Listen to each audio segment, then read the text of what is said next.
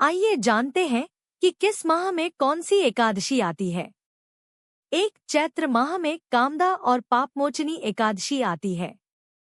कामदा से राक्षस आदि की योनि से छुटकारा मिलता है और यह सर्वकार्य सिद्धि करती है, तो पापमोचनी एकादशी व्रत से पाप का नाश होता है और संकटों से मुक्ति मिलती है। 2 वैशाख में वरुथिनी और मोहिनी एकादशी आती है। वरुथिनी सौभाग्य देने, सब पापों को नष्ट करने तथा मोक्ष देने वाली है, तो मोहिनी एकादशी विवाह, सुख समृद्धि और शांति प्रदान करती है, साथ ही मोहमाया के बंधनों से मुक्त करती है। 3 ज्येष्ठ माह में अपरा और निर्जला एकादशी आती है। अपरा एकादशी व्रत से मनुष्य को अपार खुशियों की प्राप्ति होती है तथा समस्त पापों से मुक्ति मिलती है, और निर्जला का अर्थ निराहार और निर्जल रहकर व्रत करना है। इसके करने से हर प्रकार की मनोरथ सिद्धि होती है। 4 आषाढ़ माह में योगिनी और देवशयनी एकादशी आती है। योगिनी एकादशी से समस्त पाप दूर हो जाते हैं और व्यक्ति पारिवारिक सुख पाता है। देवशयनी एकादशी का व्रत करने से सिद्धि प्राप्त होती है। यह व्रत सभी उपद्रवों को शांत कर सुखी बनाता है। 5 श्रावण माह में कामिका और पुत्रदा एकादशी आती है। कामिका एकादशी का व्रत सभी पापों से मुक्त कर जीव को कुयोनि को प्राप्त नहीं होने देता है। पुत्रदा एकादशी करने से संतान सुख प्राप्त होता है। 6 भाद्रपद में अजा और परिवर्तिनी एकादशी आती है।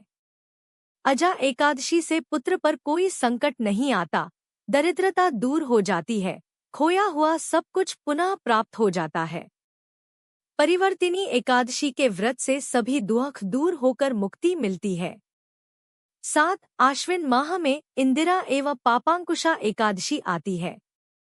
पितरों को अधोक्ति से मुक्ति देने वाली इंदिरा एकादशी के व्रत से स्वर्ग की प्राप्ति होती है, जबकि पापांकुशा एकादशी सभी पापों से मुक्त कर अपार धन, समृद्धि और सुख देती है। 8 कार्तिक में रमा और प्रबोधिनी एकादशी आती है। रमा एकादशी व्रत करने से सभी सुख और ऐश्वर्य की प्राप्ति होती है। देवउठनी या प्रबोधिनी एकादशी का व्रत करने से भाग्य जागृत होता है। इस दिन तुलसी पूजा होती है। 9 मार्गशीर्ष में उत्पन्ना और मोक्षदा एकादशी आती है। उत्पन्ना एकादशी व्रत करने से 1000 वाजपेय और अश्वमेध यज्ञ का फल मिलता है। इससे देवता और पितर तृप्त होते हैं। मोक्षदा एकादशी मोक्ष देने वाली होती है। 10 पौष में सफला एवं पुत्रदा एकादशी आती है। सफला एकादशी सफल करने वाली होती है।